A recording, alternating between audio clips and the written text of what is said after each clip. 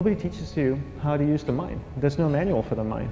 So this, I think, is one of the most essential things in making progress in our life, is really understanding how our mind works. It's the one thing that we have to live with 24 hours a day, 7 days a week. We have no choice. Imagine if most of you slept 8 hours a day, which most of you don't. You slept and you were awake 16 hours a day. In the 16 hours you practice your awareness just randomly moving from one thing to another, to another, to another. All day practice being distracted. What would you be good at after 6 months? You did the 16 hours a day, you just allow your awareness to jump from one thing to another, to another. I'll tweet right now, I'll switch to text messaging, then I'll go to email. Oh, my phone's ringing, so I'll answer the phone. And then somebody's speaking to me, so I'll have 2 conversations at one time. And I'll just do this 16 hours a day, 7 days a week. So you get it being good at distracted.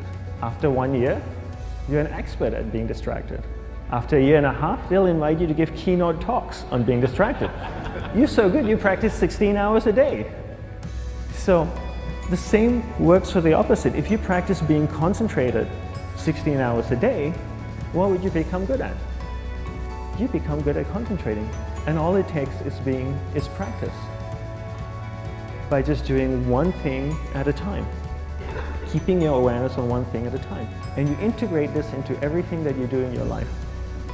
So the best way to do it is pick a few opportunities in your everyday life. For example, we all speak with people. When I speak with somebody, I give them my undivided attention. I keep my awareness on them. And the conversation is really brief. Why? Because we're concentrated. We're not being distracted. A 10-minute conversation normally just takes 3 minutes because you're just so focused. I define concentration as the ability to keep that awareness on one thing for a prolonged period of time. So if I can keep my awareness on Eric and not drift away and think about the wedding, or drift away and think about the vacation, or what I'm going to do later, then I'm concentrating on Eric. Every time it drifts away, I bring it back. And the more I practice this, the more I practice concentration. So concentration is the ability to keep your awareness on one thing for a prolonged period of time. And that's a very simple definition of concentration. How do you get better at concentration? You practice this. You practice this 24 hours a day, 7 days a week. And it's the only way to get good at it. And what's the best way to practice it? The best way to practice it is to integrate it into everything that you do in your life. Not to meditate 10 minutes in the morning. It doesn't work. You really need to look at your life the same way a sprinter in the Olympics looks at his life. You've all heard of Usain Bolt, the man that won the gold medal twice, 2 Olympics in a row, broke the world record. I don't know anything about him, to be honest.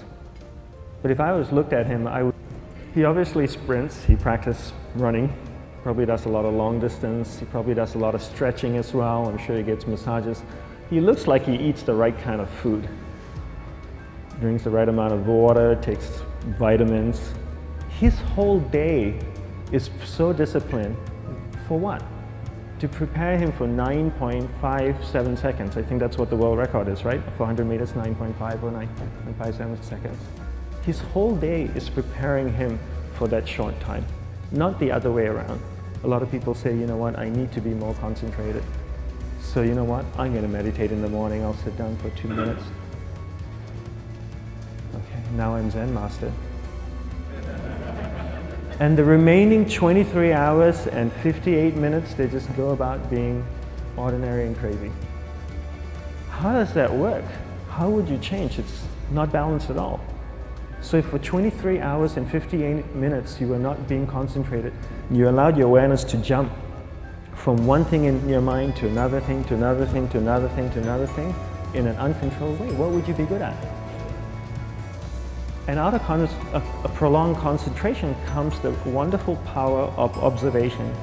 You just become more observant, and when you become more observant, you see solutions quicker and you solve things quicker. And it's a wonderful, powerful feeling when somebody is concentrated on you and not being distracted. So the best way is to integrate it into your everyday life.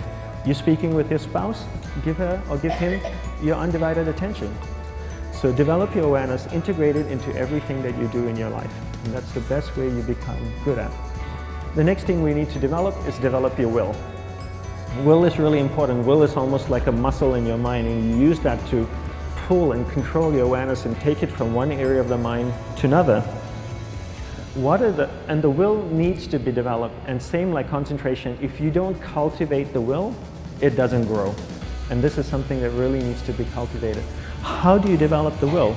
There are 3 very simple ways to develop the will. 1 is you finish what you begin. 2 is you finish it well beyond your expectation, no matter how long it takes. 3 is you do a little bit more than you think you can do. All of those things require effort, and effort is will. It's so much easier to start a project than to finish a project, right?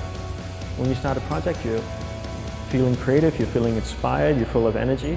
At the end of the project, you go, whose idea was this?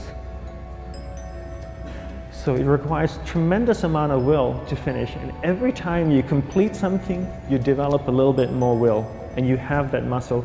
And will is an amazing thing to develop, because once you develop will, that same will you can use in every aspect of your life to keep your awareness on one thing at a time, to finish projects, to see things through to the end, anything you want. The best way to develop will? Bring it into your everyday life, into everything that you do. Give you an example, the way I integrate it into my everyday life, I try and finish what I begin. So for example, going to sleep. I sleep every night, so I put on my pajamas, I floss, I brush my teeth, I go to bed, I sleep, I wake up in the morning, I make the bed. Why? Because I'm finishing what I start.